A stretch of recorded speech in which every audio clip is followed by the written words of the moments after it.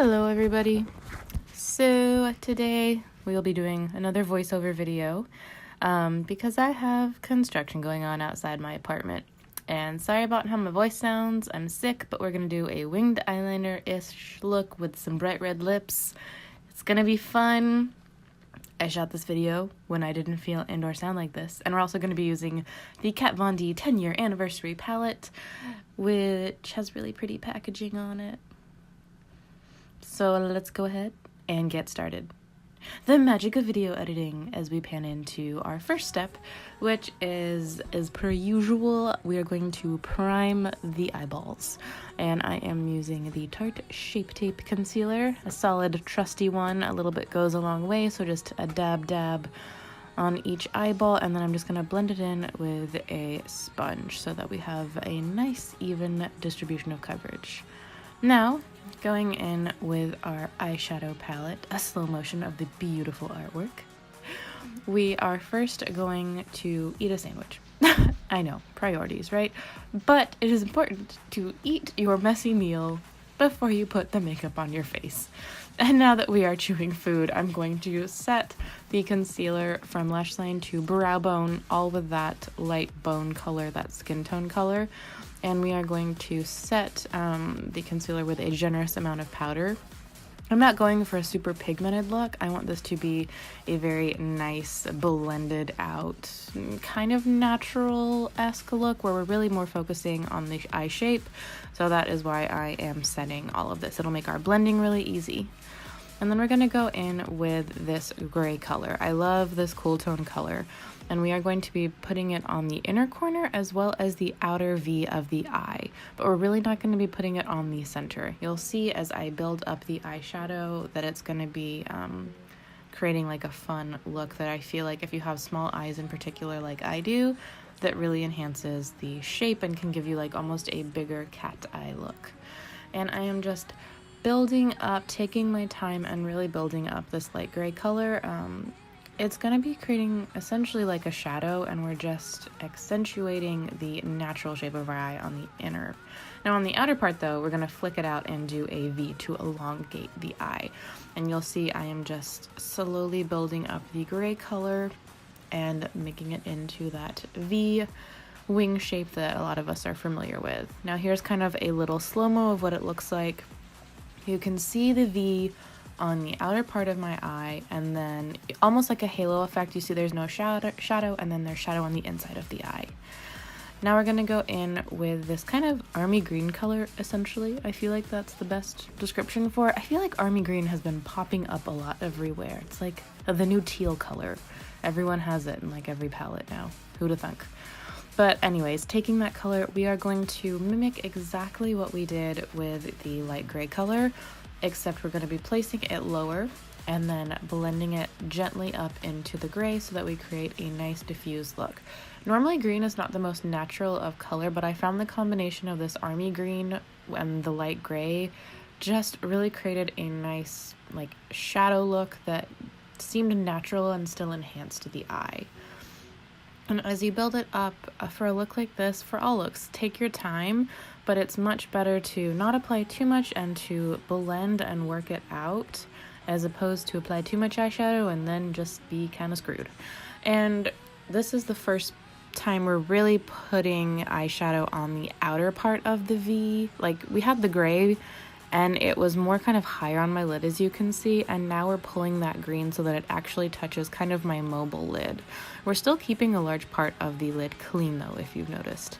And yes, I promise that this will be the last time I show a clip of me eating a sandwich. I couldn't resist. It made me laugh. Hopefully it makes you laugh. If not, it's almost over. But it was a good sandwich. And now back to the makeup. We're going in with this dark brown color. And this is the color that we are going to use to do our winged eyeliner. If you struggle with eyeliner, as we can all have a tendency to do, we all have our good liner days and our bad liner days and our good eye and our bad eye, but using an eyeshadow and an angled brush can actually be a much easier way to do an eyeliner look, or like a winged eyeliner look in particular, because the eyeshadow is way more forgiving. You can fiddle around with it a little bit more and really create the shape that you want. I'm going with essentially a long, skinny eyeliner look because that I feel like flatters my eye kind of the best. But yeah, for this part, do whatever kind of winged eyeliner floats your boat. And then what you'll see is I am also going to be adding the brown, and we are taking it all the way to the inner corner of the eye. And now we're going to stop doing the eyes and work on our face. I'm going in with the primer that I always use. It's just the Smashbox Photo Finish Primerizer. I like it because it's moisturizing. So I won't use a moisturizer if I'm using this, and I'll just smear it all over the face. Give it a second to dry, kind of pat it in. I don't know if it really helps with keeping the makeup on longer, but yeah, it's moisturizing. Anyways, let's go in with our foundation. And I love it because since it has a pump, I get to just literally pump it onto my face. It has a really controlled pump, so I'm not applying as much foundation as it may look like. But anyways, just blend your foundation in. This is a medium coverage foundation, which I like, that has a very natural finish. And for a more subtle look like this, I know the lip is bright, but this look is subtle, so I like a medium coverage foundation. And then because my skin is just, I don't know, for the past month it's been wanting to play games. I have a lot of acne, so I am going to cover it up. Dot the concealer on. This is a trick that will help. Then wait a little bit, let your concealer not dry down all the way, but just a little bit. And then just pounce your sponge into it. If you let your concealer dry down a little bit more, you're going to get more coverage because you are not dispersing the product as much when you go in with the sponge. It helps, I promise. And now I'm going to go in with a lighter color in concealer. This is the color Pop one. I really, really like this. I find it moisturizing. And we are going to highlight the face and normal areas. I'm only adding a very tiny amount. But still, I like to highlight because it, you know, adds dimension. And yes, I'm telling you that, yep, I know it's too light for me, but it oxidizes a little bit, and when we blend it out, it's totally fine. And it blends out really nicely too. So see, it looked way too light, but now that I'm working it into the face, it works, right? Just nod your head in agreement, and then we'll move on, you know, to the next part of the video. And to set everything, go in with whatever powder you like. For me in particular, with the IT Cosmetics, I set with a matte powder because I am oily combo skin, and it is a foundation that definitely has more moisture in it and is not matte. So I have to use a matte powder, otherwise I get super oily. And now we're going to do the brows. Just using a clear gel, we are going to comb the brows backwards and then back into place. So you'll see me kind of back combing the brows to make them all crazy and whatnot. And I like this because this kind of ruffles all of the brows, for lack of a better word. And then once they're all kind of out of place, you can go back and comb them exactly into the shape that you want. And it gives a very nice, natural brow look where there's still definition to it, but you really don't need to use a lot of product or anything. And I like how it looks. There's a slight difference, can you tell? And now going back in with that dark brown color, we are really quickly going to finish up the eyeballs. On the lower part of the eye, we are just going to very lightly line about 2/3 of the way in, and we're just going to go up against the lash line with our same angled brush, and we're going to just connect the bottom line to our winged eyeliner look. Very soft and subtle, but it does help define the eye more and just, you know, gives the eye a little bit more of a dramatic effect. Speaking of a bit more of a dramatic effect, we're not going to do like a super dramatic point, but we are going to put brown eyeshadow almost in that like tear duct area. I'm just gently patting it on so that it follows the natural shape of my eye, but it'll really kind of define that inner tear duct area, and it just looks good. Then go ahead and grab your favorite brown eyeliner, and we are going to tightline as well as waterline the eyes, whichever brown eyeliner you think works best. When we tightline the top, we're gonna do it all the way, but when we tightline the bottom, as you saw me pointing, we're only going to bring that brown in about halfway. And don't be scared when you're like tightlining and filling in your waterline. You don't want to tug on your eyes a lot because it's sensitive skin and you don't want to wrinkle it, but don't be scared about messing up your eyeshadow by like doing what I just did. I promise it'll be fine. Then we're gonna go in with mascara. Pick your favorite mascara, and you guys know the drill. If you like lashes, go ahead and throw on your lashes. And I do this with almost every look, but I am going to put mascara on the bottom lash line as well. And I'm going to put it where we essentially like following the brown line that we did. I don't take the mascara in all the way. Now going in with a blush. We're gonna go in with kind of like a really, if I can remove the plastic so you can actually see, it's this really pretty natural dusky rose color.